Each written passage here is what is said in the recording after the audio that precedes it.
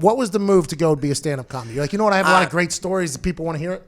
Yeah, the first time I did it, it was completely unintentional. I had been invited to perform a stunt at a comedy club in August of 2006, and I agreed to do it. Gave no thought whatsoever as to what I would do.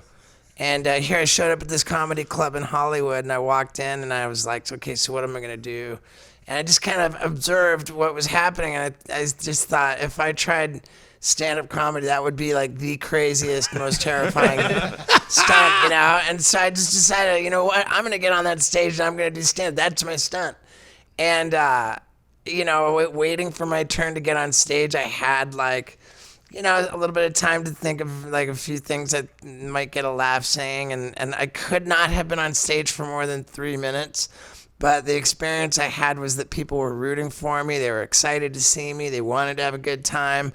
I got a few laughs, and you know, I was just like, dude, I'm gonna do this, you know. And I scheduled my return before I left that night, and you know, I had like I did it a few times, and I bombed a few times because when I came back for the, you know, I scheduled my turn. I came back, I was all jazzed. I sat down, I wrote like a little set. I actually got some laughs, and then I was like, okay, I did that, and I had like a buddy film it.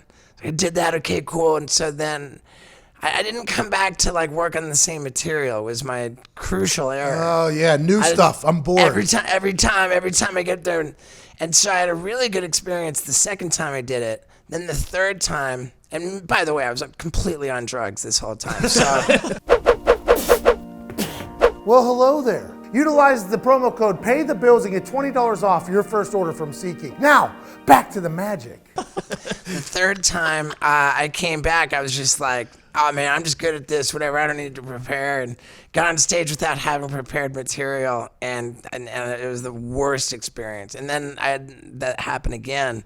And so I sort of went away from it, and it was after I got sober that I actually dove into it. Now it's been 10 years. And you nailed it, man. Like the way I approached stand-up from the start was just the storytelling. You know, I've had such like legitimately insane experiences and wild stories. Yeah. That like there's plenty of material, but as I've done it over the last 10 years, my worlds have converged where now it's fully multimedia. The show I'm doing, it's called the Bucket List Tour, and like. I just went after these stunts that I never particularly thought I was going to do, like really gnarly stuff.